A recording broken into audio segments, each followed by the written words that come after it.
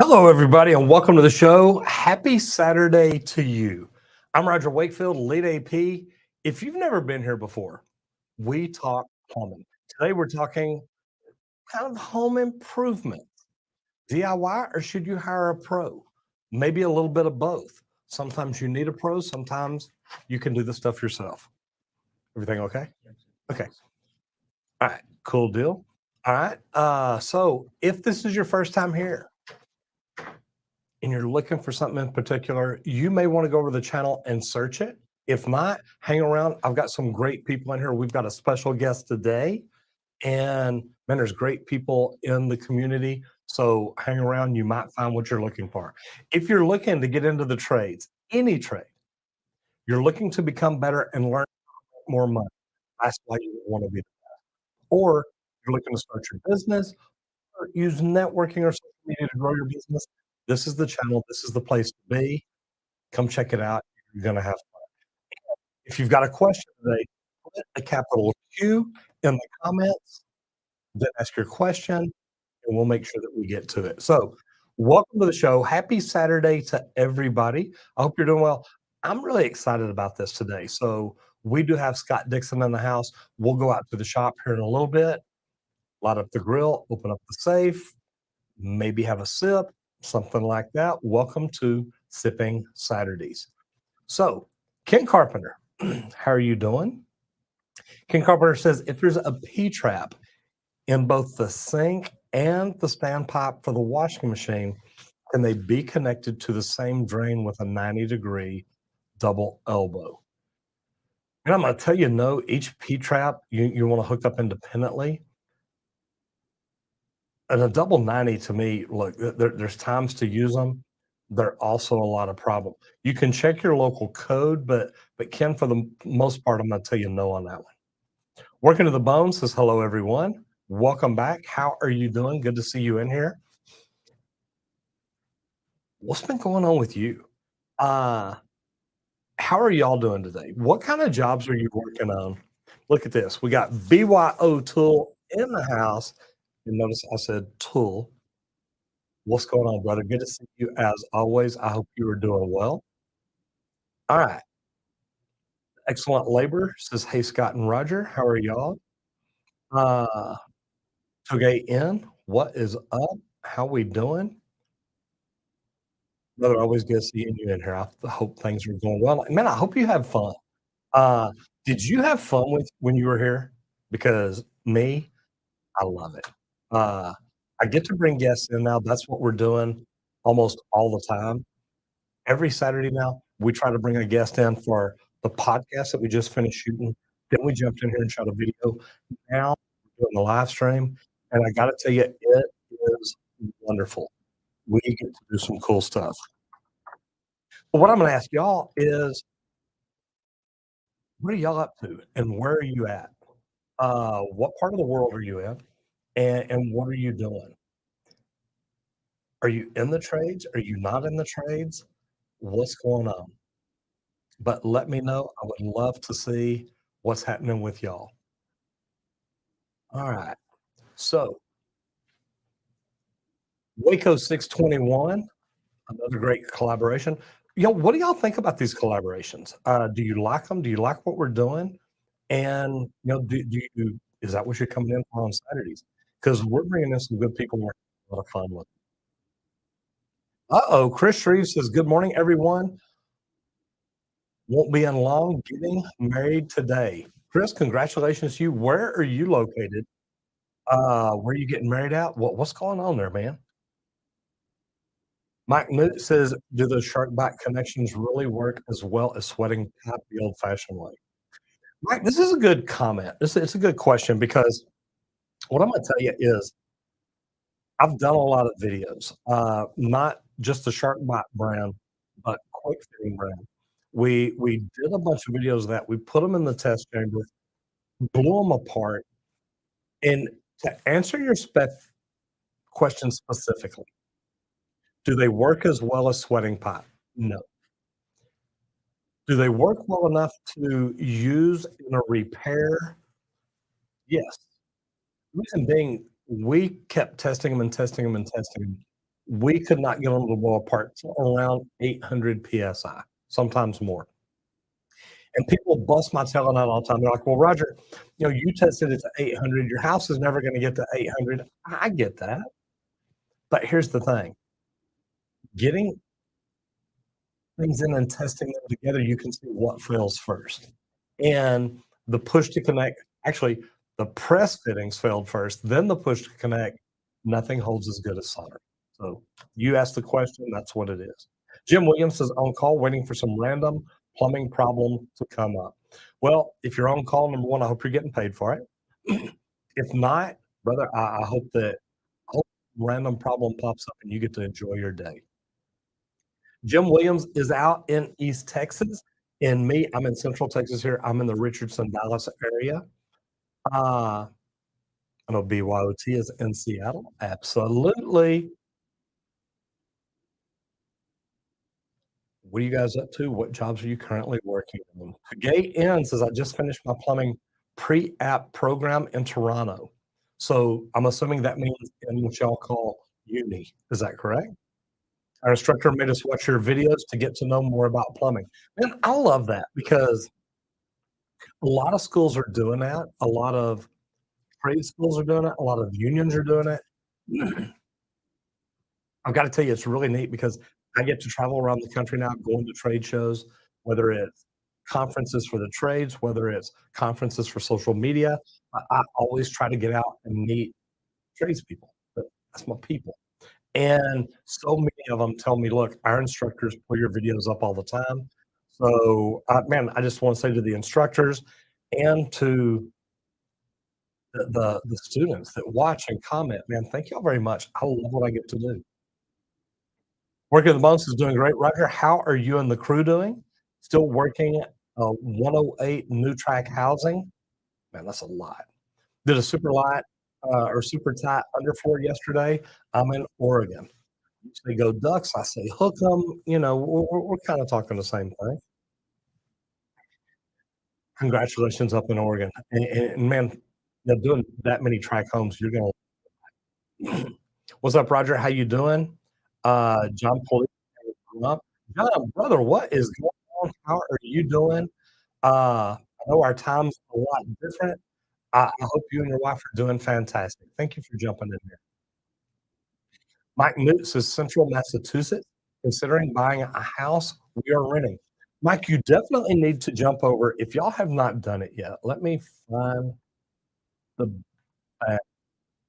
Uh, y'all need to jump over to this podcast here. And the reason being, literally, my guest today, Scott Dixon, we talked about the trades and a great way to get in and do it. And Mike, if you're considering buying a house, you definitely need to do this podcast because we talk about, you know, Scott, my guest, is a great DIYer, got a great DIY channel. It's about teaching people how to fix stuff up. And we're talking about how he's investing in real estate, and you can learn about house hacks, and you can learn how to get into a cheap house, upgrade it, fix it up for 2 years, sell it, turn around, take that money, invest it, and keep moving up. And man, it's just a great deal. I thoroughly enjoyed it. And Chris is out in Tucson. Good for you. I'm supposed to be speaking in Scottsdale later this year. So I love it out in the Phoenix area. Brent says in Seattle on a deck patio with a pergola. At least this one is for my own yard. Good for you. Now, wait, is that your yard? Is that your parents' yard? Just curious.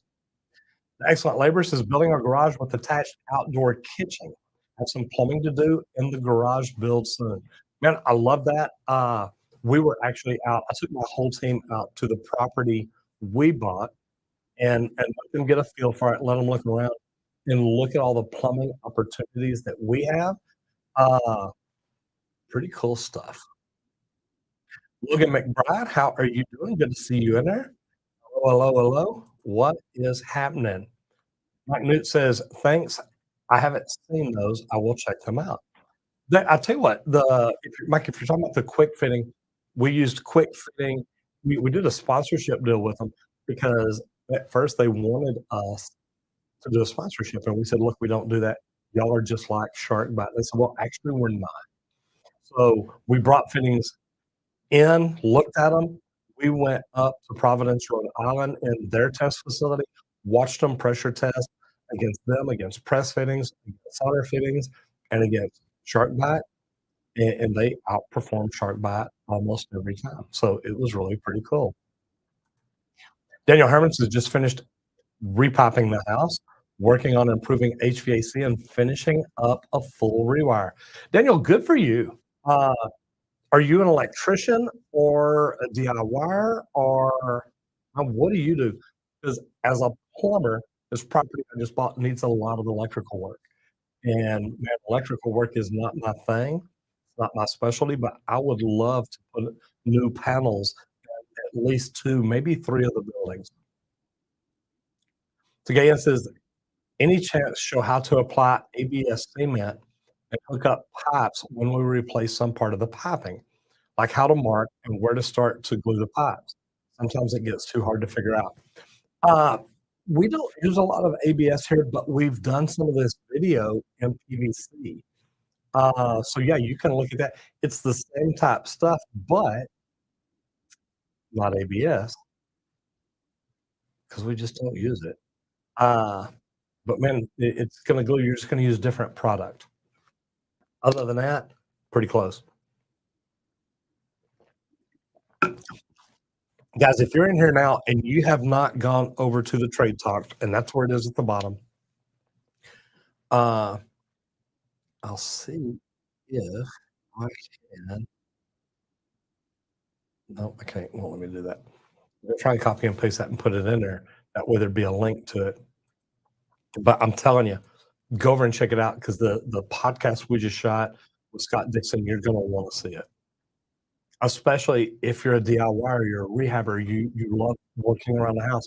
Even if you're a plumber, an electrician, an HVAC tech, or a roofer, and you just wanna learn to do other things, man, such a great channel to get knowledge off of this phenomenon. See, Adama says, "Does anyone else hear the auto stream with some distortion?" Well, I hope not. Normally our audio is pretty good. Mine. Good for you. Mark Goldstein says, "Ooh, it jumped on me. Hello, sir. Fellow Texas plumber here. Love the videos and sharing information with the public." Mark, I love that. Where are you at? And Mark, definitely, you heard me talk about the podcast a while ago. Subscribe to that podcast because I'm telling you, and there's well, that's a different one. Uh, let me see. I can put that in here. I'll do it this way. There's always a way around something.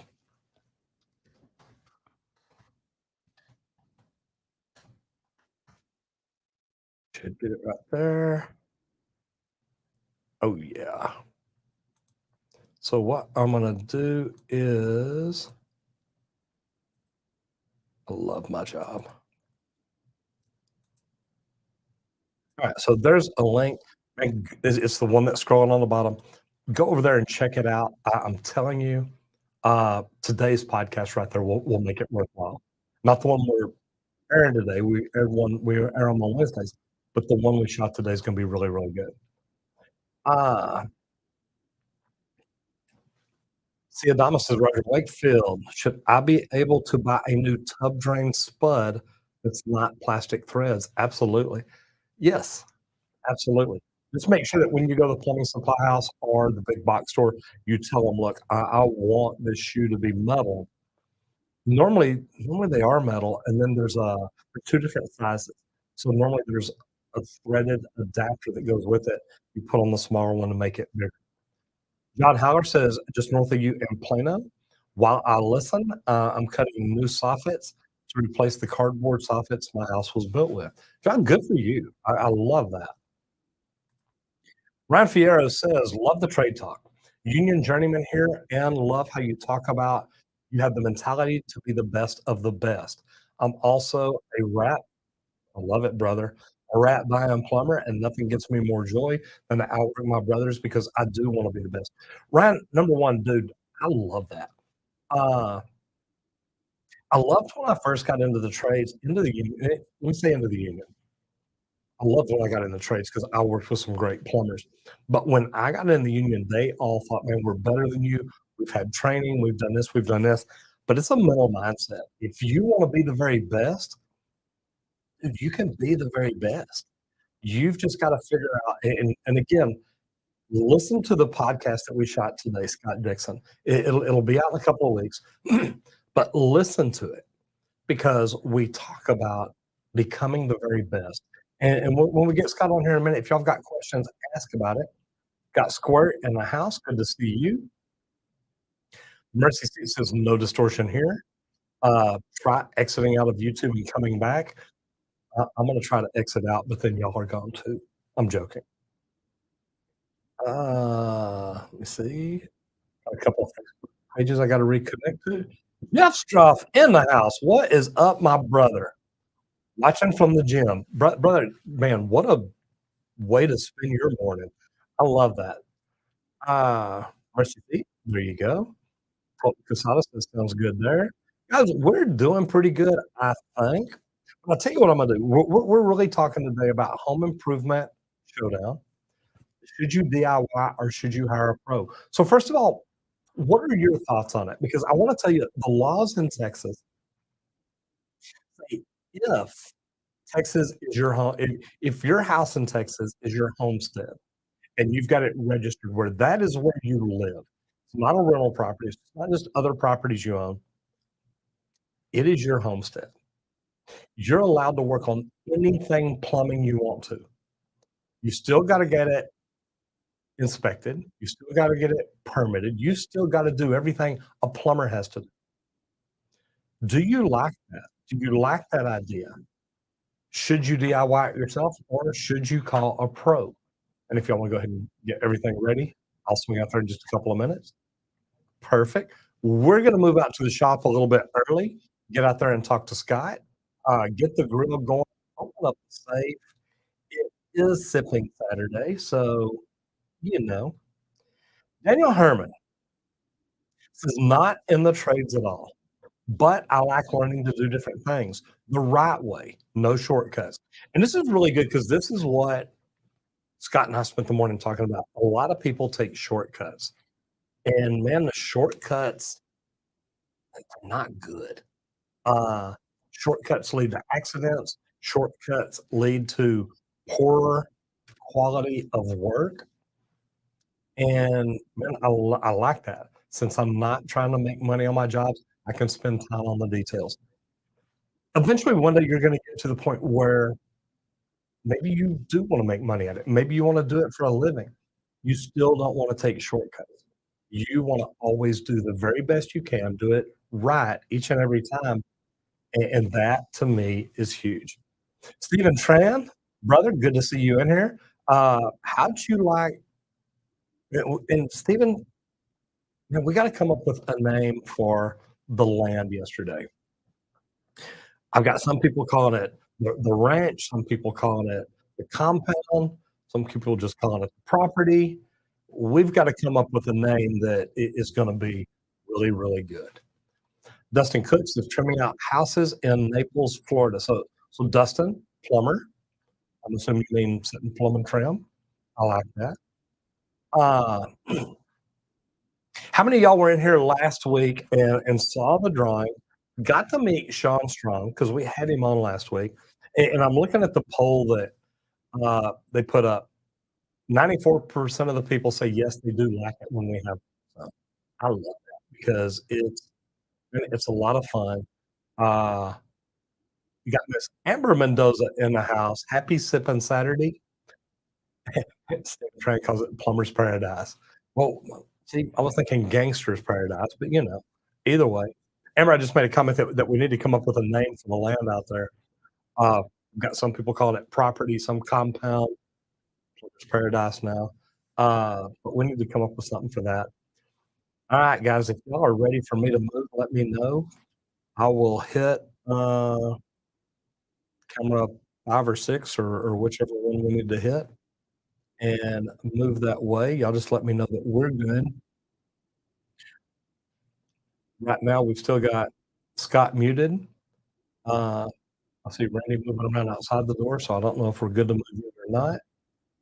But we are trying to the outhouse. There you go. Amber says hello to Mr. Steven. Good to have you in here. Norma Ray, how are you doing? What is going on? So again, everybody, put in here where you're located. What part of the world do you live in, and what do you do? Are you in here because you're in the trades? Look at this. You do it is in the house. My brother, how are you? I hope everything's going well, Big John. I like this. Mike Goldstein says we need to call that the outhouse. And Big John, you are right. We are ready. I love it. So I am fixing to move to the other studio. You've still got them on mute here, just so you know. Shop entry, correct? This time or shop set? Okay. So I'm going to, yeah, either one. So we got them both there. Good. So now you see Scott. I am headed out. We're going to hang out and have fun. So I am on the way out there. What's up, man? How are you doing? Good. I didn't know you were packing some heat. Oh yeah. We come here prepared. We're gonna fire up the grill in a second. We're going to cook some fajitas. We're gonna open up the safe. I don't know if you want to drink this morning or not. And I say morning. It's lunchtime, y'all. I've got tequila and bourbon, so I'll open that up. I'll run out here and light up the safe. But yeah, we load these things up. Now you got to cock it. And then you got to take. I'm locked. Okay, but see, you got to take the safety off. Okay. If you don't take the safety off, I mean, man, you can miss a shot. I got you. Not being prepared. I'm just saying. So, guys, welcome my guest, Scott Dixon, in the house. Scott, do me a favor. Tell everybody about you, what all you do, where to find you on YouTube, because I've already got people talking about trying to be the best and talking about trying to buy a house and get out of renting. Yeah. I mean, that's a big deal for tradespeople. I waited a long time before I bought my first house. I was like mid to late 30s. And I think of all that money I spent on rent before then, not going towards anything. And you've got some great ideas. So introduce yourself. Okay. I'm going to open a safe. I'm going to lock the grill, and then I'll be back here in just a second. Okay. Sounds good. Thank you. So Scott Dixon, I have a YouTube channel, website, Facebook page called Everyday Home Repairs. Put out long form, 5 minutes long, all the way up to an hour and a half long, really focused on homeowners taking on projects around the house. And I really like to say sweat equity, right? So taking on projects, putting out some sweat, putting out some effort, and then building the equity, building that overall profit that you have in your home, or just fixing stuff because you have a leaky P-trap, or you're having some issues, or you want to swap out an outlet. So we've been doing that for about 5 years. Before that, I was a corporate guy. I worked with Caterpillar for 12 years on heavy machinery, construction and mining, kind of from the engineering side. So I did design, I did testing and validation. So out on machines quite a bit, taking data from machines and really understanding, was this new motor grader, wheel loader, or bulldozer ready for the customer? So that was kind of my before YouTube, right? Before all this, and always had a side hustle in rental properties. So 15 years ago, I bought a duplex. I lived in one side of that duplex and then rented out the other side. And I was, I'm the owner, I'm the manager, I'm the handyman. And that's where that knowledge of DIY, taking on a bunch of different projects, started and continues to grow. I'm a master in no specific discipline, just always willing to learn. And then once I learn, I try to pass that on to the audience. But think about that, what you just said. You're a master in no discipline, but you're willing to learn. Mm-hmm. Any tradesman, even non-tradesman, you started out in the trades, you started out in concrete, one of the hardest trades to work in. Mm. Toughest jobs ever. That is the one job, if you told me. Hot summer day. Yeah, out in the sun all day. And guys, look, he said it earlier. He said, look, I don't think there was anything that weighed under 50 pounds. There's a lot of things that don't weigh under 150 pounds. You go to grab a wheelbarrow full of concrete, and you better, you better eat your Wheaties that morning. Oh yeah, or just finishing off a pad, and just how long you're bent over and you're tying rod, right? So before the gun, whatever those guns are now that actually tie the rod for you. Oh yeah, where you actually had a real pair of lines. Yeah, that was what we were doing. That'll make you develop some forearms that I mean you can't hit with a baseball bat. Yeah, that's pretty good. So you got into real estate. We got somebody in here earlier that was talking about buying a house, that they're getting ready to buy a house or want to and quit renting. And we've talked about a couple of different ways. And, I've told my kids and other people, look, if you ever want to buy a house, buy a fixer-upper. Yeah. Fix up the master bedroom and the kitchen, because those are the two rooms you're really going to use the most. Right. And then spend your time fixing everything else up. What do you think about that? And then explain to everybody your house hack. That's actually pretty cool. Yeah.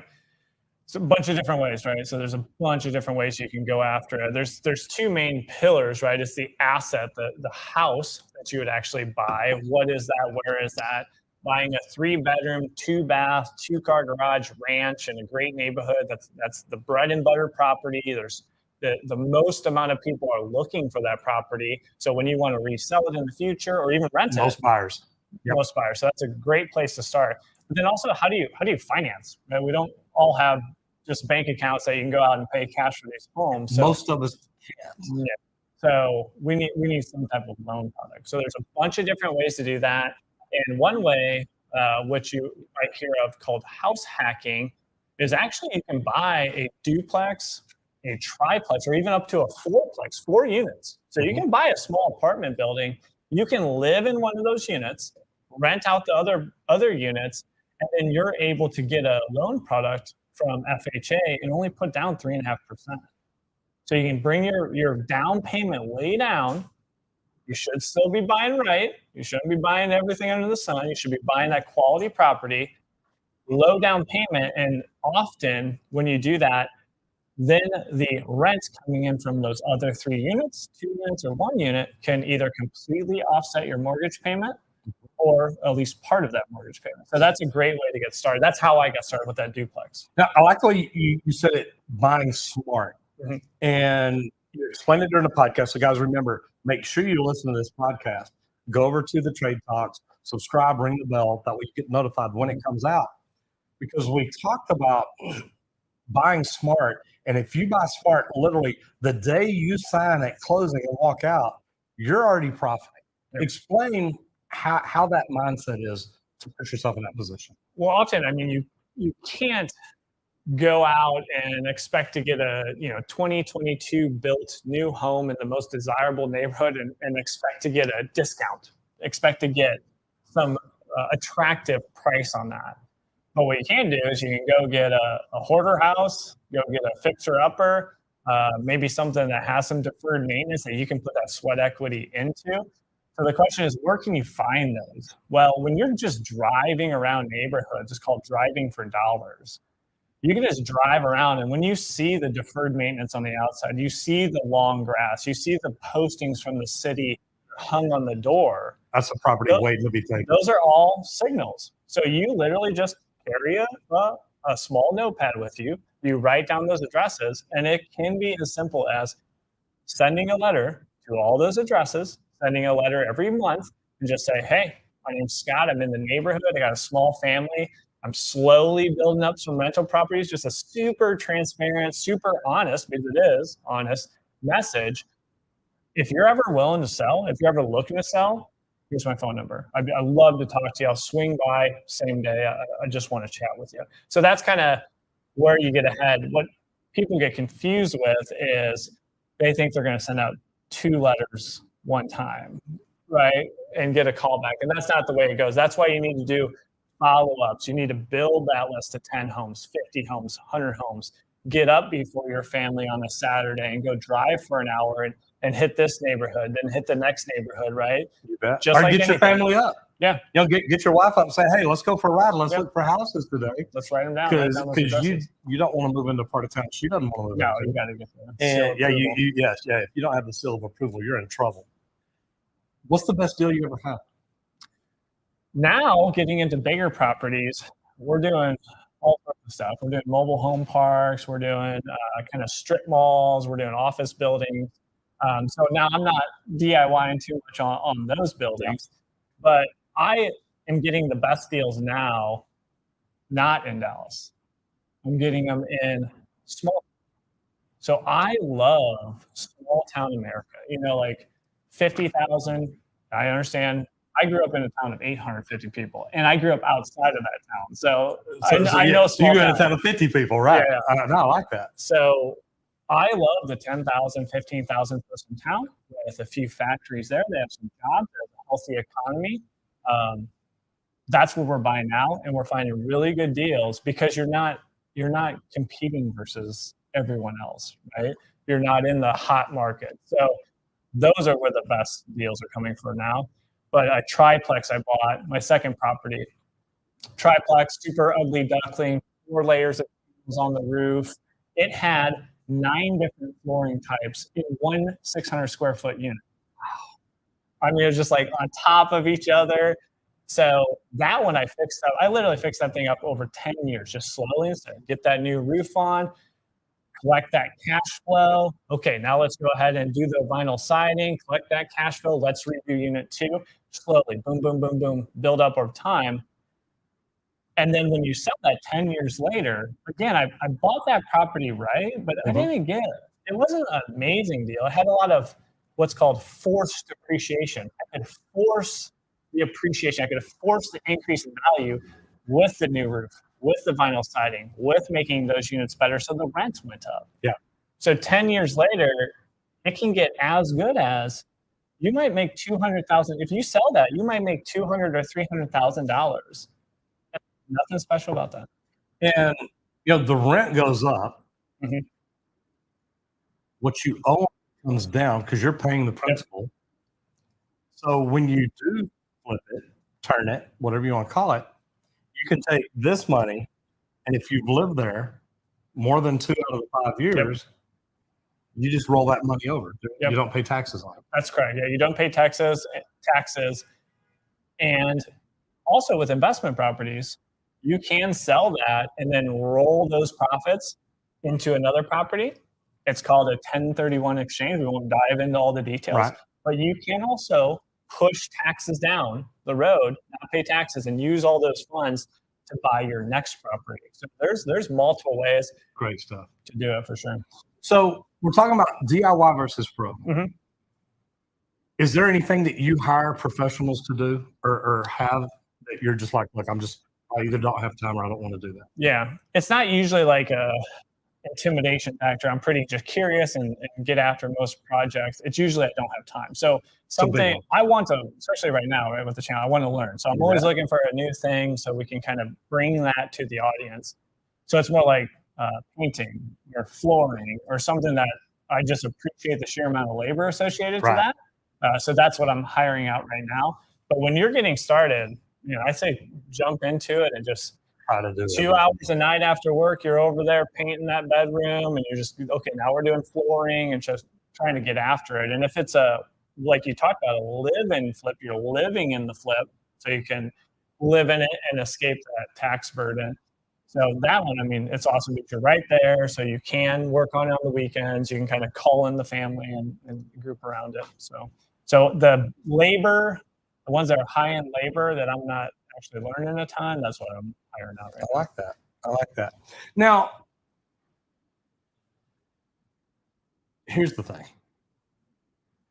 What made you decide, look, I can do this? Because even a lot of tradespeople, I try not to tackle electrical. Mm-hmm.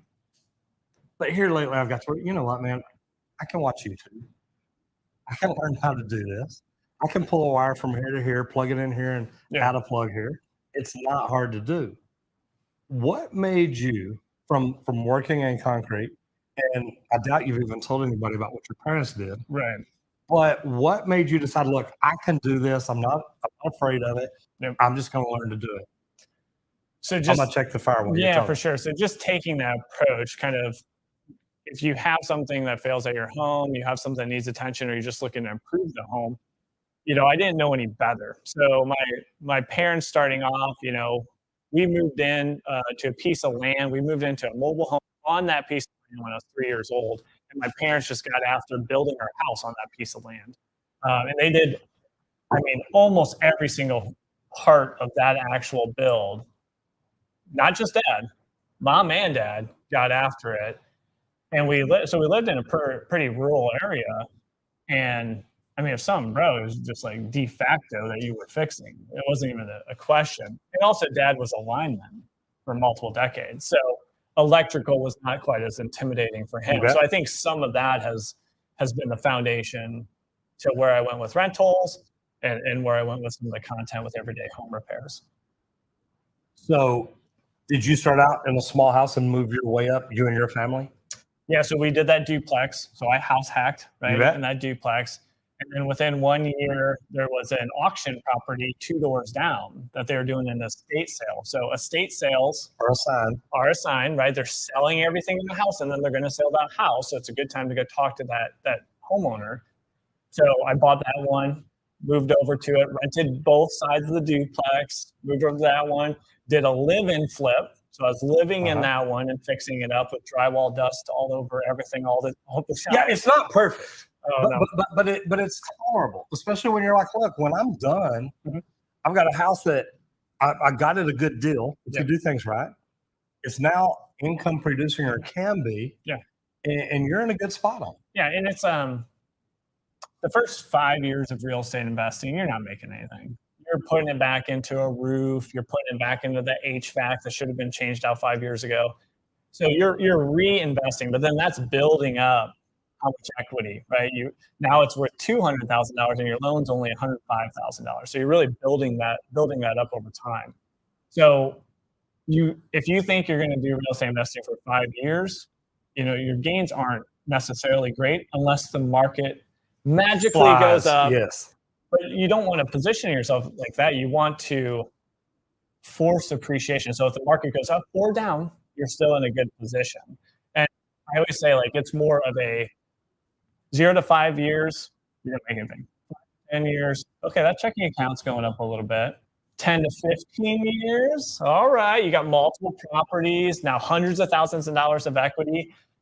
20 years after, everybody's high-fiving each other and how smart you are for knowing everything about real estate investing. So it is a long game, for sure. And a lot of these, you're not the only investor.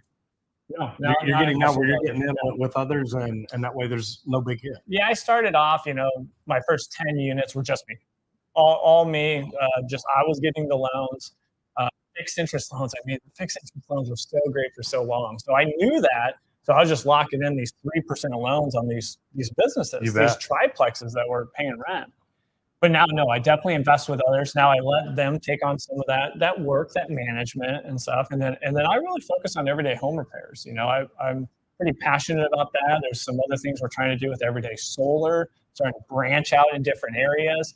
I'm really trying to focus my day in, day out hours on the actual business of helping homeowners and helping them fix things around the house or go to renewable energies like solar, and who knows what will come up in 3 to 5 years. Oh yeah, it's continuously changing. But let's go back and talk about solar, because what really got you interested in solar as a tradesperson? Me, I like the leak detection. I like whole house water filtration. If I were an electrician, I'm sure it'd be solar and wind turbine. But what got you so involved with solar that you're like, you know what, I need to make videos about this, because there's a lot of BS out there in the solar field. I hate it when people walk up and say, hey, this deal's so good, they're going to pay you to install solar. Yeah. Zero down. Yeah. It's not going to cost you anything. They're just going to give you $30,000 in materials and labor. Yeah. But because we're so nice. Yeah. Zero down. So I hate insurance people to do that. Hey, your insurance is going to be so good, they're going to pay you to have it. It's like, wait, I'm smart enough. I think I'm missing something. Yeah. If it sounds too good to be true, it is.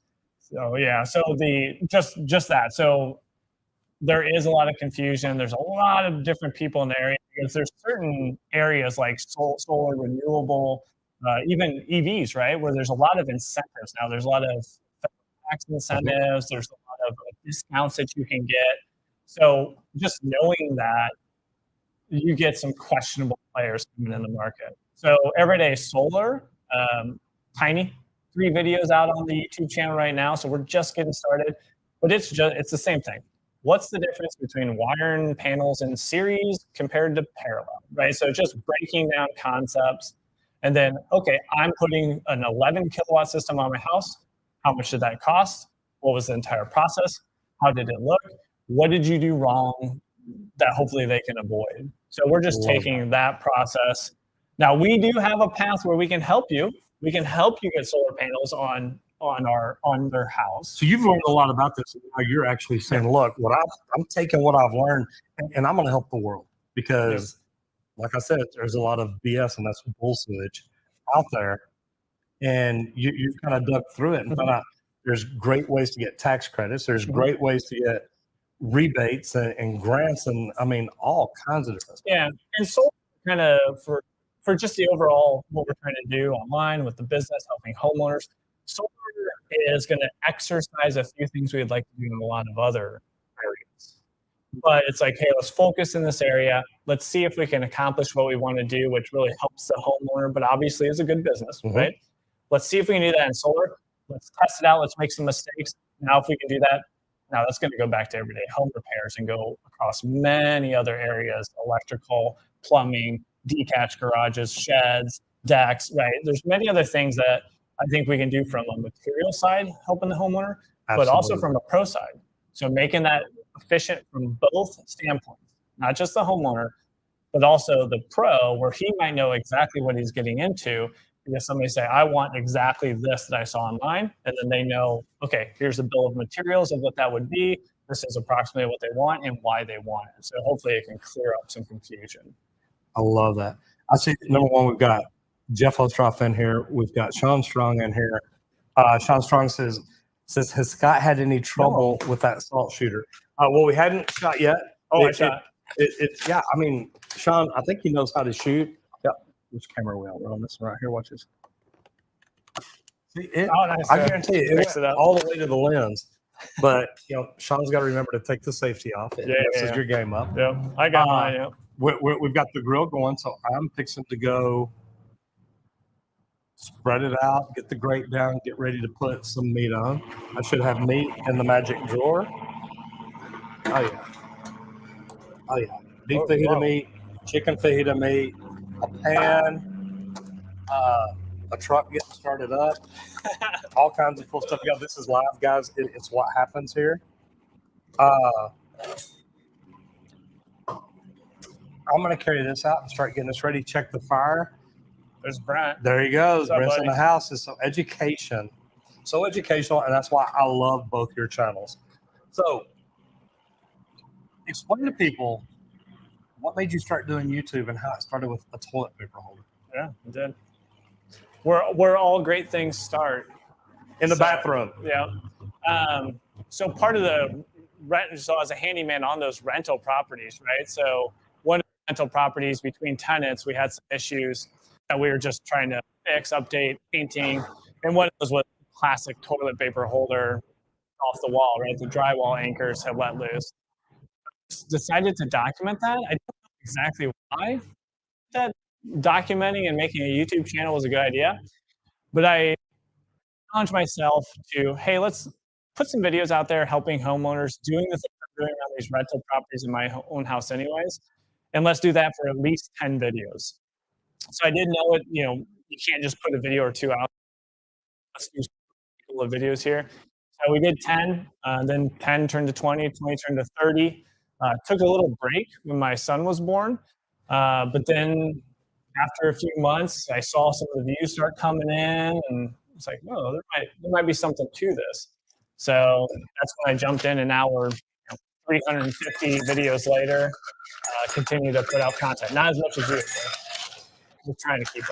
I started out posting 3 videos a week. Not many people start like that. No. Okay, so the ice is turning them up, so make sure you pour water you have. Pro tips. That way I'm not touching your ice. See, I'm trying to help a brother out here. Perfect. So what comes in my safe? It's nice. This is my tequila and bourbon safe. What would you like a sip of this morning? I'm gonna do. We got all kinds of cool stuff.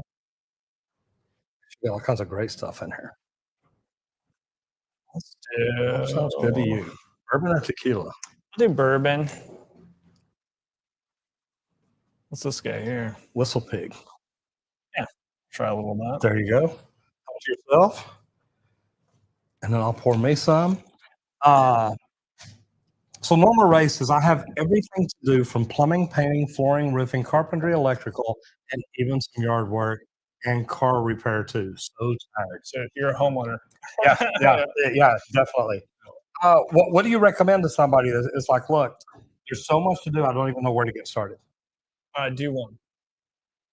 So like anything, it's over. Fitness is over. Cheers, buddy. Thanks for inviting me down. Man, thank you for being here. Like anything, it's overwhelming. So if you look at an electrical schematic, maybe some plumbing designs, and you take it all in at once, it's like, what is going on here, right? This is extremely complex. But if you just take one small part, you start diving into that. Okay, nice, knocked it out. Check that off the list. That motivates you now. Sitting on the couch watching Netflix on Sunday, you're like, man, I'm going to knock out another one. Yeah. So you start to get the snowball going. So just taking action, do one. I know there's a lot of things going on. Now, if something's leaking or something's arcing, if something you think is maybe a higher priority, Move it up. Yeah, I'd take that up. But just getting after it, you'd be surprised. Super motivating. Out, you're moving, just good, health-wise too. So don't be overwhelmed by the endless list. Honestly, we all have the endless list of things to do. And normal, one thing I say too is pick something to do first. Like say, first one you listed is plumbing. Pick plumbing for a certain room. So maybe you're doing the kitchen. Do the plumbing on it. Then do the electrical. Then do the sheetrock. Look at it like a GC would. Put everything in order. But instead of doing the plumbing in the kitchen, then the plumbing in the bathroom, then the plumbing in the bathroom, you don't see a lot of progress. There's definitely some rivalries. You want the middle. Yeah, when you're flipping a home or whatever, let's not put down the new carpet before painting. Let's go ahead and paint, get it all over the old carpet, rip the old. So there is an order of operation if you have a little bit larger. Because I've done flips over the years and have a few guys that help me every day. Look at a lot of that too. Just learn how to run materials and keep the crew going and kind of all the ins and outs of it. And there is a little bit of an order of operation if you're doing a whole kitchen that you knock it out and it'll save you time and save you money in the long run. And even me, I'm wanting to remodel my kitchen and do some things. And it's like, I know that it literally just starts to turn up a bunch of stuff. Maybe someday, just not real quick. But it's such a great feeling too to know that you did all this yourself, and your parents built their house. Yeah. Now, what a great feeling, and to know that look, not only did they build it, now they've raised a family in it. So that's pretty interesting. There's something to that. I'm the same. Yeah, I'm the same. Just having those skills, just like just knowing how to fix your car, repair a tire. Fix those small things in your house. Again, you don't have to do it all. And if you're scared or you're kind of intimidated by that, or you're questioning whether you're doing it right, yeah, for sure. Let's call them the pros. But there is something, taking ownership of your home, getting after it, taking pride of ownership, taking care of your yard. There's absolutely something to that. And it's such a gratifying feeling. One thing that I talk to people about getting in the trades is one of the most prideful professions, because if I was driving you to the airport today, when we drive by a building, I say, dude, yeah, I built that. You see it. It's physical. I built that building. Yep. And that those were done by the skills of your hands and the people that you knew or other people you knew or worked with. So it really is, it's pretty cool. Give us another one in there. So you went to college, but during the podcast, you said, look, it's not for everybody. It's not the way for everybody to go. A lot of people watching this are thinking, I may want to get in the trades. And a lot of their parents are telling them, look, go to college, then figure out what you want to do. I tell them, look, get a job in the trades for a year or two, then figure out what you want to do. Yep. And then you got it. Oh, sorry, that's my side. I know. But snoozed on you're it. like Sean. You know, you aren't taking care of what needed to be taken care of over there. Ready over here? Okay. I think Yep. Okay, so So, now yeah, I'm locked and loaded. It's the default condition. Mhm. It's what your whole family's going to tell you to do. I do understand that. There obviously is some benefits to it, but just taking on any major, jumping in, going for 4 years, you know, majoring in dollar draft night, you know, opposed to actually Some people graduate college from dollar draft yeah. night. Nothing wrong with that. Trust me. Absolutely. I enjoyed my time there. But if you haven't even looked at the starting salary Mhm. of what you're majoring in, if you haven't, especially now it's insane. If you haven't looked at what artificial intelligence is And what it's taking and over. what are the top jobs that it might take over, and you're going a freshman in college, the advancement of stuff in 4 years is mind-boggling. So you got to take that ownership. If you are going to go to college, make sure you're trying to make a smart decision. But I don't think it should be the default condition, because if you just did the simple math, I mean, trades comes out on top most of the time. Yeah, it does. And you know, it's funny because most people talk about trades and say, well, you know, the average tradesman makes $53,000 a year. I've made over 100,000 a year since '99. So don't believe all this national average you get. And every doctor, you know, when they tell you a doctor, well, doctors make $1 million a year. Every doctor does it. Yep. And I love it because to me, I feel like they're comparing. That one off Just tell me when I'll grit my teeth. When I hear that, I think they're comparing the low wages for a tradesman to the high wages of a doctor. And dude, if that's all I had to go by, I'd say be a doctor every time. Yep. If you can make an extra 150 grand a year, that's going to be worth it. But when you look at most doctors, probably make 150 grand. A good tradesman, and I did say good, can make 150, 200 grand. You're comparing different things, but you're not using the right numbers. Yeah, and I mean, there's all the stories out there also of, you know, somebody making 50 grand by the time they retire, they have 2 million in their retirement, right? So it's not how much you make, it's how much you save and what you're doing with that. Are you getting that rental property and having others pay off your mortgage and kind of building that momentum up? So there's many different vehicles to get you to the destination. And you know, going to college and racking up the student debt and coming out with, you know, 50,000 on the low end, 100,000 or more, and then you jump in and that career only pays you 60 or 70,000 a year. Well, you can see how plumbers, electricians, even HVAC techs, carpentry, all these different trades might actually be a much better option. And be careful, some of those different college majors that you can go after equal a desk job after that, right? So you get out of college, you jump in, and you're a desk job, and you're kind of pushing paperwork in some sense. So try to do hopefully some internships, some research where you can see, is that truly what I want to do? Myself included, I spend a lot of time behind the desk. It's not necessarily my favorite thing to do. So you got to understand what motivates you, what gets you out of bed in the morning, what kind of drives you and gives you energy, and then sculpt that career. Or do you need to go to college and get some education, and then go ahead and jump into that? Colton, Randy, y'all can give him some other questions there that he can see there on the bottom. Here's a tip for other DIYers. This comes from Daniel. Expect work to take longer than you think, and think about how to break it up. For example, SharkBites are great for that with plumbing as a temp connection. Yeah, and I love SharkBite caps, right? So 1/2 inch, 3/4 inch, having those with you. If you need to cut off line and cap it off and get the water back on the house, it's super handy. I like SharkBites, but I agree.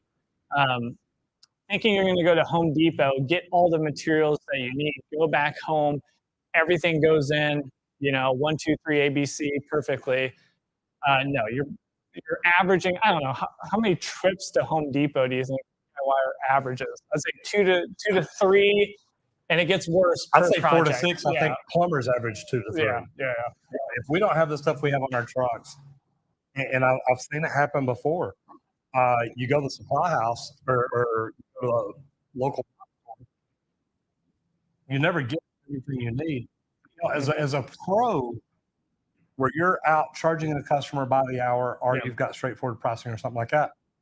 If I go to the store because it's 1 3/4 90, well, that 3/4 90 is going to cost a couple of bucks, but it's the 20 minutes to get there, 20 minutes to go through the store, 20 minutes to get back. Now it's costing me an hour of labor. Traffic. And and man, stuff like that, it makes it really, really tough. I totally agree.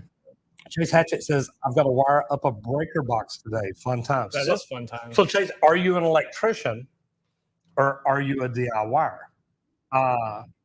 Because the idea of me wiring up a breaker box, don't get me wrong, it sounds like fun. I've just never done it. So I would have to go through and study a YouTube video. Yeah. And that is the service panel itself is kind of a big dividing line between DIYers and pros comfortable in doing that, which I do, obviously, on the channel. But I do try to be clear. You have some, especially in the older boxes, exposed lug right here to your conductors. Oh yeah, that can be dangerous. Yeah. So if you ground that, bad things are going to happen. So that is often a dividing line of where my audience. So if I'm talking about residential grade outlets or receptacles compared to commercial grade, a little bit different. Swapping that 50-cent receptacle out for something with a little bit more beef to it. Yep.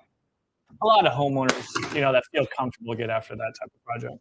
So when you did your first electrical panel, did you call Dad and say, "Hey, you come watch me," or come hold the flashlight for me, hold a beer with me, no, whatever it is? I stepped into it, right? I wanted to add one circuit. Okay. Right. So I needed to get the Romex in through the existing pass. It already had clamps that I could use. Right. I wasn't even knocking out a new knockout in that box. Right. So routing it down and adding a new 20 amp or 15 amp. So I kind of slowly stepped into it. Right. I wasn't going right into sub panels. And then also I did some collaborations with Joel Walsman from Electric Pro Academy. Joel's awesome. Just an absolute go-getter on every facet. So Joel came over and installed a 240 outlet at my house. Joel did a sub panel for one of our properties. So we also brought in pros. We did. He's a master electrician. Right? We brought in pros and show that. And again, it's not everyday home repairs is not just DIY only zone, right? This is, hey, how we want to educate you in something you want for your home. And what does that entail? And that's going to help you work with that professional as well. And I did a poll in the panel, and when it comes to like electrical and plumbing, straight away 50% are not touching it. They're just educating. They're just what does this entail? I want to get solar panels, but man, this service panel is plumb full of. It's got circuit breakers on every slot. Probably not going to work out. I'm probably going to need a sub panel or something here. What does that entail?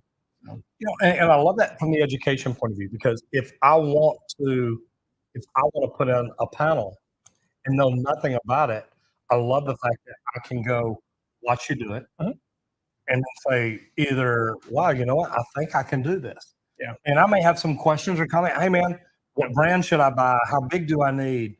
That's yada, yada, yada. You don't even know Verity, Homeline versus QO. Absolutely. Eaton, which one do I want? Yeah. So just even getting that information helps you to be a more informed consumer and get what you want. And then I may decide, look, this is too big for me.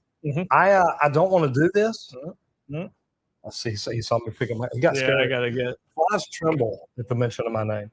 Yeah, I didn't know that. So you got one on your shoulder, so you need to be careful. All right. He's like looking me around. Real quick. Roger's crazy. But the good thing is I may decide, look, I don't want to do this. I watched your whole video and it still scares the mess out of me. But now if I call an electrician, at least when he starts saying, hey, your flux capacitor's out, we need to replace it. It's like your liquid is like, dude, you know who you're talking to? Yeah, exactly. And that's my thought. It's pretty interesting. So Tommy says, you should do this series, except instead of DIY, you can rate differences in DIY plans and hiring contractors at different price points. And that's really good because, and I mean, people reach out to me, people reach out to Scott and say, look, do you have anybody in this area that does plumbing? Do you have anybody in this area Right. that does solar? And we do, because of the relationships we've made, the communities we've built. So yeah, it is neat to have, and maybe a series is a good idea to do, because we can talk about, look, you're building a shed, and I would call him the professional now. You're building a shed. You've got a list of the materials you're going to list. I've never done it, so I'm a DIYer. And you flip the role and say, hey, you help me build a shed because I want to learn to do it the right way. But wait, you're replacing a water heater. Let me take you through the steps. So no, Tom, I like that. That's a really neat deal.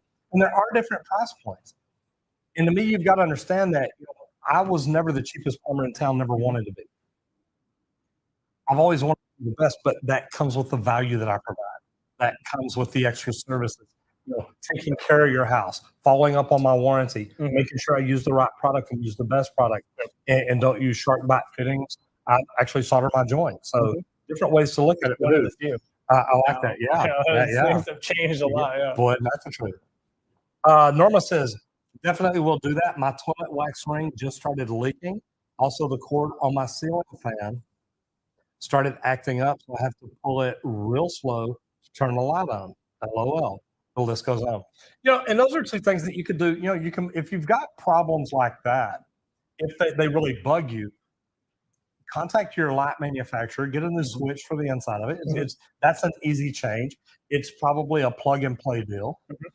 Toilet, same thing. I've got videos. Pull the toilet, use a scraper, get all your old wax up, put a new wax ring on, put it back together.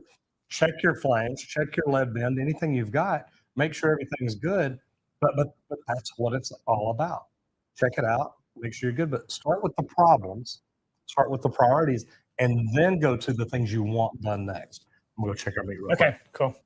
Give him a question there, guys. Let's see what we got next. So next up from Mr. Meme Master, what are the legal requirements for installing a PowerPoint near a sink or shower?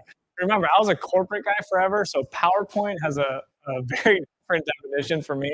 That is a bunch of slides that I have to put together for a presentation in Texas. So let's go up to the higher level, right? So if I think we're talking about installing a receptacle near a water source. So NEC is the governing body in terms of the code. NEC puts out new updates every 3 years. So then the states go through and they adopt those requirements according to 2014, 2017, 2020, 2023. So you need to know your state first. So you go into Google and you say, NEC code per state, and you'll see a color map, and it'll show you currently what year are you at in terms of your state. Or if you're in a state like me, Illinois, that's actually governed by your municipality. And that would be under usually your department website.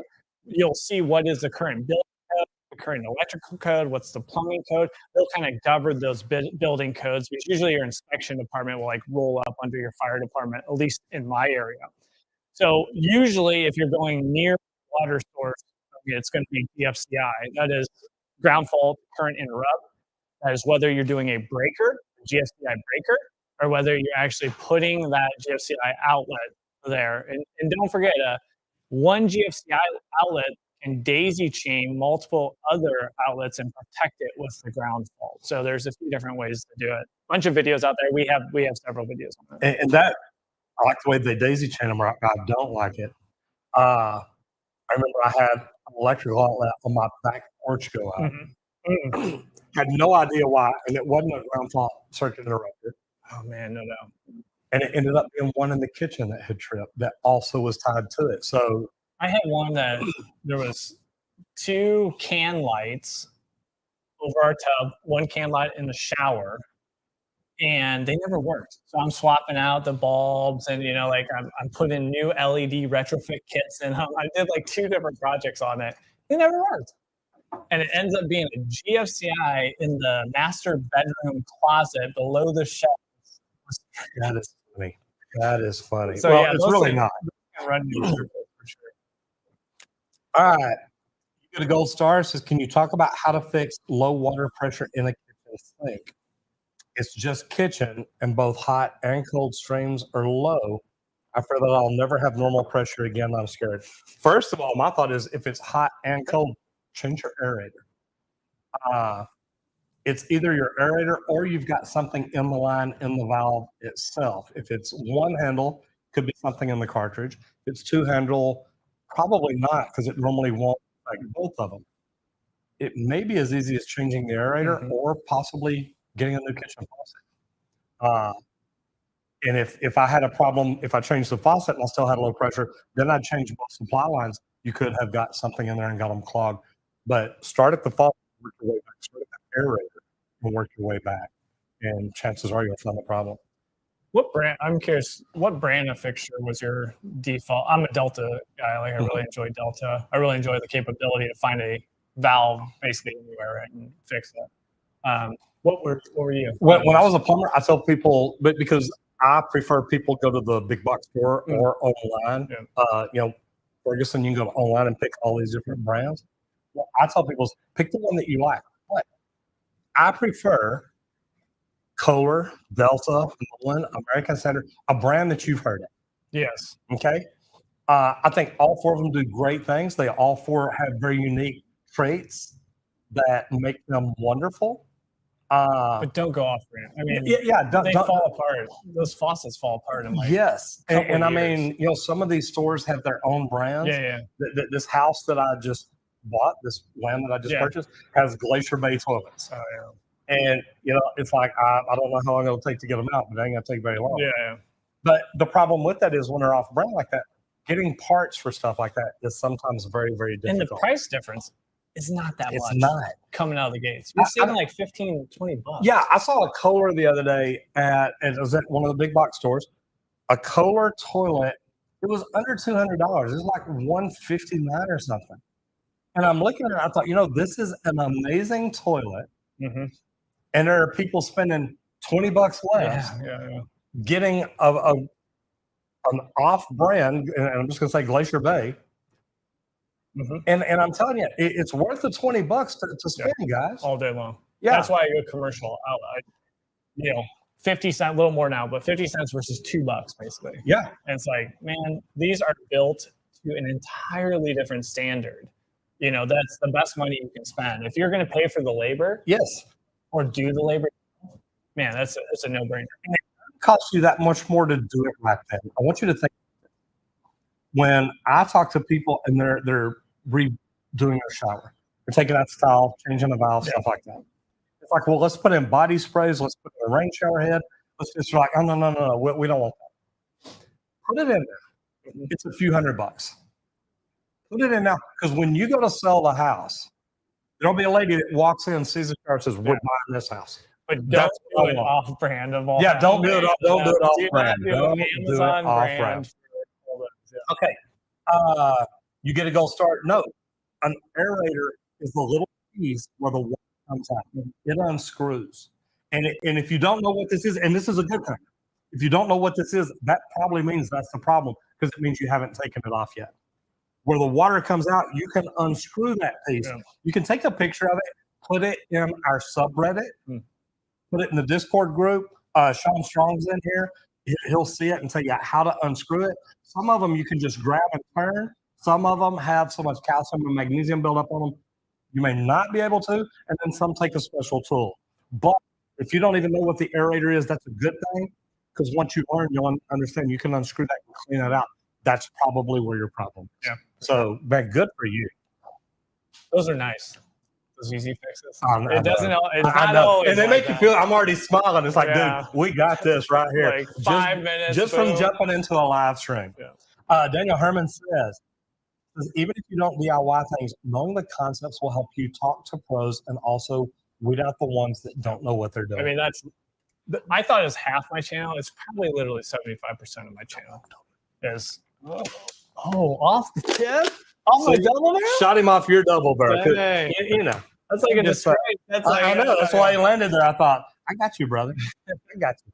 So yeah, I think it's literally 3 out of 4 viewers are doing just that. And I think you're gonna have a higher likelihood of getting what you want. Mhm. You can weed out maybe those professionals you don't want working, right? If they're so off base on what they're recommending compared to what other professionals told you, You bet. and also what you saw. Um, I heard it back in solar. I heard there's a horror story out there of a lady, installed solar panels, a door knocker came up. She got sold on 0 down, all this stuff, right? So they installed solar panels. She now has a higher energy bill. Her bill's higher. She has a 20 loan. She didn't make enough income to get the tax credit. So, I mean, it's just like stacked on top of each other. And in that case, yes, that person that sold you it, the installer, there's some fault on there, but there's also, on the homeowner. Yes. And educating yourself to have some idea, of what you want for that project or for that install. John's got a good comment there about the code. Yeah, it just went back down, but I think, yep, we got it here. Yeah, I agree. And John, what's up, man? I remember talking to you at Workbench Con. Man, what a great conference. That was an awesome conference. So yeah, so under the National Fire NFPA org site, they will show you, you can read that book, because there's a lot of other places that it is some type of a paywall that you have to pay to actually get access to that. I have the Black & Decker. So Black & Decker basically puts out an electrical guide that follows the updates. So every 3 years, they'll put out a new one. That is where I started. That's where my education started. I think I got the 2014 version, and that's where I started kind of consuming. They have some really great wiring schematics, and the classic ones are 3-way light switches and 4-way light switches. Those always gum you up. There's a bunch of different ways you can do it. They have a bunch of different schematics on there, so it's really nice to be able to see that. Actually, where's the light coming from? Where's the power source coming from? How do I wire that up? So I really like those Black & Decker books. Good stuff. Thank you for being here, Big John. Good to see you in here, brother. Normal Ray says, is there any difference in installing a toilet with a handle compared to the one that has the push button on top? And this is a great question. There is no difference. Literally, when you put the tank on, that's what's going to line up the pins that flush. When you put the tank on the one with the handle, there's nothing to line up. You just set the tank on. There's no different work to do per the install. It literally, everything's in the tank. It's there. It is good to go. And I've got some of both, so I know exactly what you're talking about. Have you had more problems with one versus the other? Believe it or not, I normally have more problems with the handle just because of the flapper. Yeah, the push top. I've only had one problem ever, and it was a house that was a realtor doing a flip, and he had somebody else, or he's installed the toilet and they didn't hook it up right. But yeah, that's the only one I ever saw that I had a problem with. James says, hello, just replaced a copper to CPVC fitting with a copper male to female SharkBite fitting. Did I just make a mistake? Hot for my shower. James, I'll tell you, if you have access to it, and if you did the steps properly, here's the biggest problem I have with SharkBite. They don't show people the right way to do it each and every time. People think just cut it, boom, push it together. You're good. Halfway. And you're halfway. Yeah, you're halfway there. Yeah. And here's the thing: is literally if you ream it, if you clean the outside, bevel the edges, where you're not messing up that O-ring, chances are you may never, ever, ever have a problem with it. Look, I'm not against SharkBite.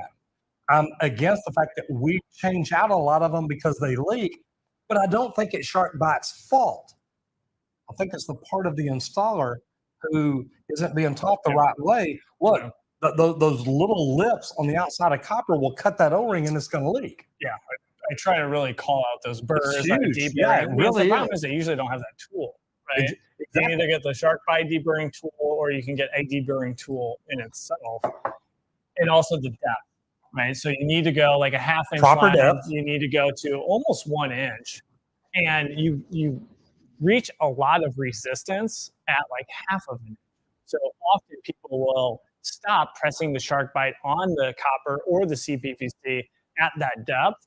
And then that's where the issues are going to come in. So you need to make sure you actually paid attention to that, paid attention to the depth corresponding to the size of the pipe, and that when you placed it on the pipe, you actually inserted it to that depth. So that's something that you really need to look out for.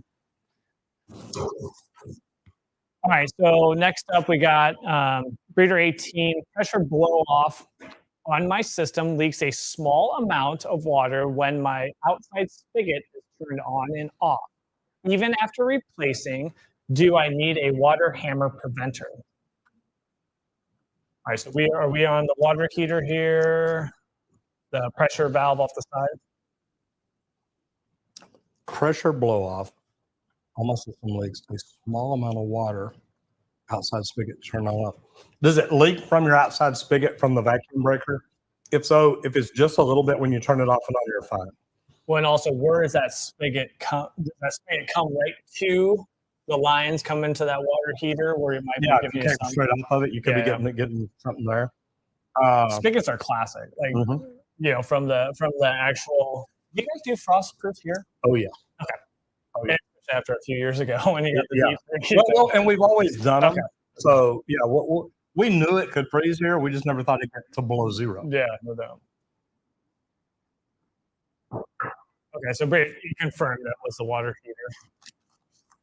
All right, we're gonna need more ice, please.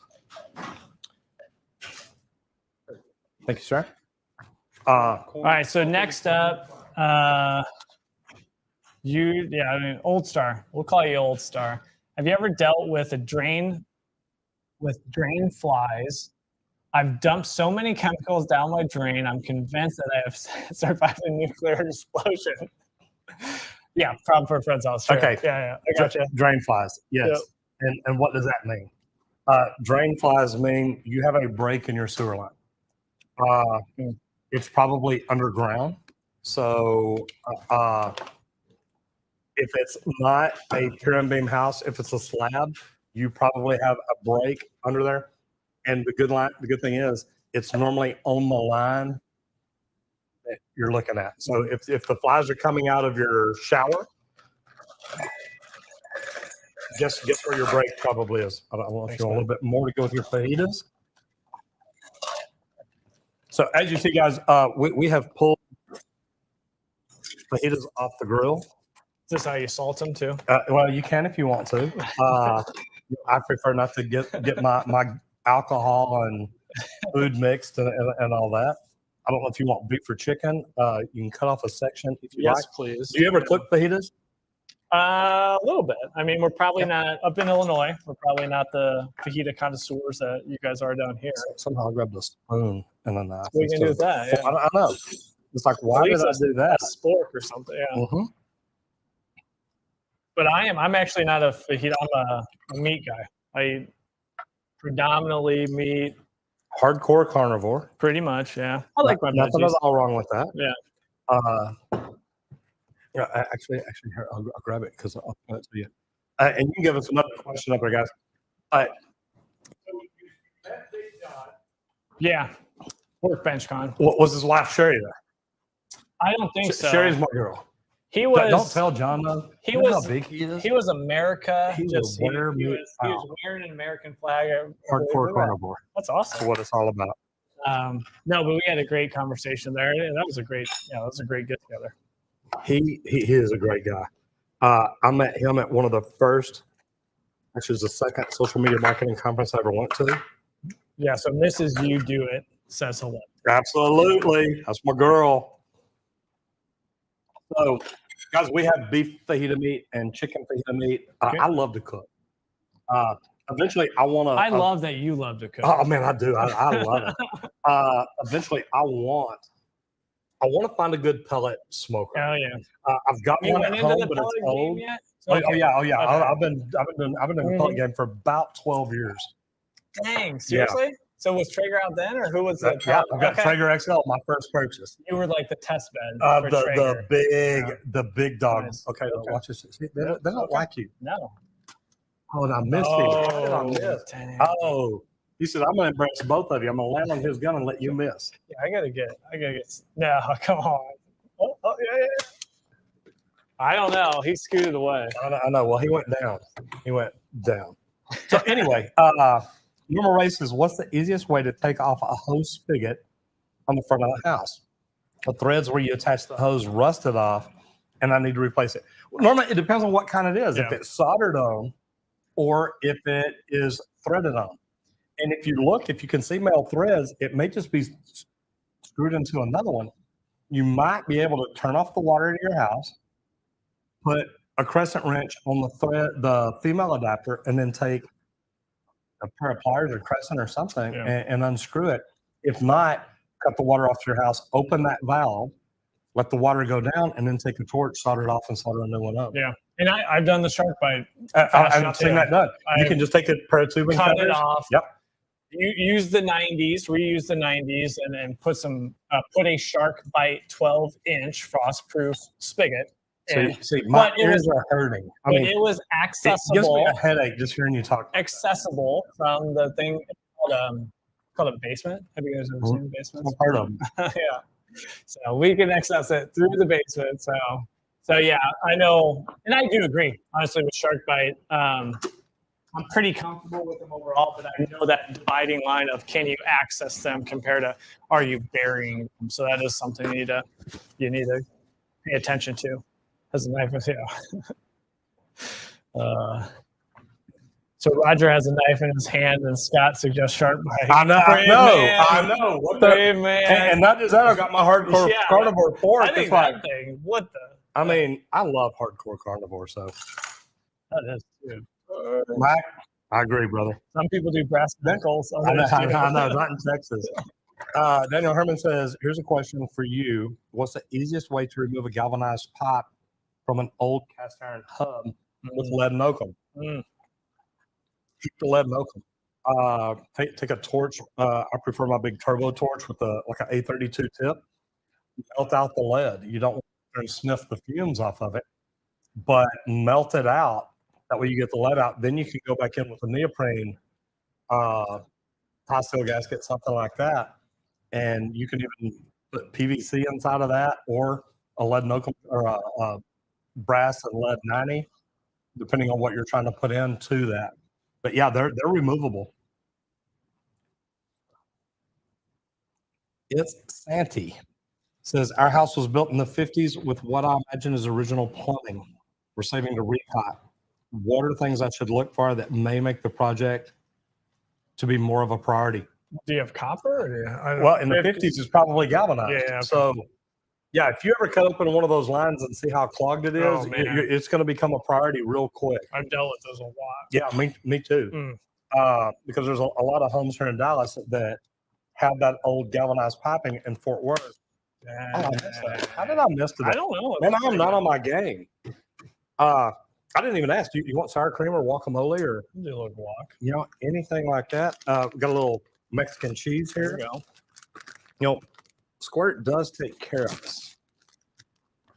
Yeah, those old lines are a bear. And they are. They're a pain, but it's something you got to deal with it. Yep. The good thing is, if you got a house that old, you knew what you were getting into. Well, and there's tortillas there if you. I mean, a lot of people in the last 2 years, because the market was so competitive. I'm not saying that she did this, but they waived everything. They waived all inspections. They waived all. Man, that can be a tough spot to be in for sure. Not good. Mm-hmm. Not good. All right. We'll get to a few more questions here in a moment. I'll invite Colton and Randy come out, have some meat. We're trying to keep everything off of it. We're doing good shooting wise. All right, I know. Well, I say we're doing good shooting wise. One of us is shooting. Mm-hmm. The other one is just kind of hanging out. I'll get my first. Look at you guys gonna get all over your plate. Yeah, I'll get my first. He says, "I'll get attention right here. Let me get on your plate." We'll invite Colton and Squirt out here in just a moment, and then we'll sit here and enjoy some fajitas. Breeder 18 says the leak is at the Combi boiler pressure relief. Both the pressure release valve at the Combi and the outside spigot have been replaced. Man, I'd reach out to the manufacturer and let them know what's going on. To be honest, I don't think it's the Combi though. I think it's either one of those valves is still bad, or man, that's a tough one. Unless something in there is causing that pressure to just get up exceptionally high like that. But neither one of those things should be happening. But you said you guys have Reddit where he can post some pictures. And Yeah, stuff? yeah. Post pictures of what you got in either the subreddit group or the Discord group. It goes past text pretty fast, right? Like with the yeah. Me trying to see what you're saying with the words doesn't always work. But when you get in there and you post pictures, one day I'm gonna shoot one time. Oh, dude, out of the air. One day, yeah, okay. One day. And that's hard on the fly because those little boogers. I got one coming up on the cheese. Do you? When he peeks his head over. I got one fixing to land on your head. Okay, maybe not. I was joking. Oh, no, yeah. I'm trying to see coming down here is fun, guys. Yeah. I just got to let you know. We bear no expense. We get you on a hunting trip, whole 9 yards. Theodama says, Roger, I have one outside hose bib where the screwed-on anti-siphon valve leaks. Of course, the plumber broke off the lock screw, so I can't just change it out. Is a grinder in my future? Either a grinder or a hacksaw, a sawzall, something like that, where you can cut it and peel it apart to where you can get it off. You know, we're supposed to break off that screw so that people can't remove it. I don't know why people won't remove it anyway. I've got to where I leave on the screw unless an inspector just tells me, no, you have to take this off. Oh, yep. Oh, wow, okay. Oh, did you get up on the oh, you probably did. Oh, you probably did. Oh, yeah. Oh, well. Yep. You know, that's all right. It's clean off. So we can get to that. Sean Strong says, I need to go fix a friend's gutter. I need to go fix a friend's gutter, crew. Roger, thank you for the show. Scott, thank you for joining. On the square, you guys are the heroes. Talk to you all later. Sean, have a great day, brother. I do appreciate you coming down. Hate that your flight got delayed again. Man, it's always good to have Sean Strong in because you know he does so much for the community. And man, my people just man, I don't know what to do. I wonder if I'm getting a little salt or something. Yeah. I'm not doing very well. You know, last week I was like 7 out of 8 or 8 out of 10. Paul Peck drywall tube in the house. Brother Paul, how are you, sir? You know Paul? No, I don't. He's phenomenal. I don't okay. Phenomenal. Sheetrocker, tape in bed. He is a great guy. I'll send you his information so y'all can connect. Yeah, absolutely. Roger, sorry I'm late. Brother, great to have you in here. Brittany 18 says, do you have any recommendations for quality valves that are typically by toilets? If you're talking like an angle stop, yeah, Brasscraft is like the big name. Yeah, that's I'm trying to think. I know there's other ones, Eastman that's or it. Eastman. Just go Brasscraft. Yeah. Brasscraft is going to be one that's made around. It's been around forever. And everybody's got them. You can always get the washers to change out if you ever wear your washer out. All right. Working to the bone. So say Sean and everyone been listening while fixing this daggum Roper dryer. Roper. What is a Roper dryer? Exactly. It's a dryer. Is that a brand? Yes. Yeah, exactly. Yeah. I don't guess we have Ropers here. Well, maybe we do. Now that I said it that way, it's like, wait, that does sound it's probably made by one of the 3. You know how it goes now. Yes. Like literally 2 or 3 manufacturing facilities that manufacture everything. They just brand it. Yep. Well, Scott, before we get off here, yeah, you do it. Says hello, Paul Peck. Fun fact: did you know drywallmasteroftheuniverse.com is Paul's website? Nice. You know what? Man, you gotta love Paul just for that. I mean, so if Drywall Master wasn't enough, yeah. Let me just add on the Drywall Master of the Universe. Well, you know what? That's what I would expect from Paul. I love that. Hey, when you mud a wall in space, that's when you would really. Man, you're all over it. Yeah. You are all over it. So, okay. Scott, where can everybody find you on social media? Those of you that don't know and aren't connected yet, definitely need to go over and subscribe and see what all he's doing. Yeah, so Everyday Home Repairs YouTube channel, that's going to be the one-stop shop for everything we put out there. Now, if you need to get in contact with me, you want to talk about, we were talking a little bit about rental properties, how to get in the game. I think it is an amazing plug-in or attachment to the trades. Mm-hmm. Leverage the tools you have, leverage the truck you have, leverage the knowledge you have to set yourself up better for retirement, better for investments in the future. Instagram. So Everyday Home Repairs on Instagram, DM me. I'll be happy to answer you guys' question and give at least my 2 cents. And if they want to learn more about solar. Yeah, so Everyday Solar is the new channel. 1 video coming out per week. So we'll be scaling that up here soon. And also the website. We'll have consultants out there. If you actually want solar for your home, we can help you out. So that's spooling up as we speak. I love it. Guys, number one, thank you for being here. Colton, Randy, if y'all want to come out and grab a plate and get started. Man, I love having you all here. I appreciate it. I hope that y'all come back next week. Let me think. I will be here next week. I'm actually flying in from Atlanta just to make sure I'm here next week. So it's going to be a lot of fun. Come in and see what we're doing, and let's have a great time. If you have not gone over and checked out Scott's channel, go over there. Hit subscribe, ring the bell. And if you hadn't checked out the Trade Talks, go to that because that podcast will be up soon and it's going to be phenomenal. So I'll see y'all soon. Thank you for being here. Yeah, this has been a lot of fun. Yeah, thanks. Appreciate it. See you guys. All right, guys. Thank y'all.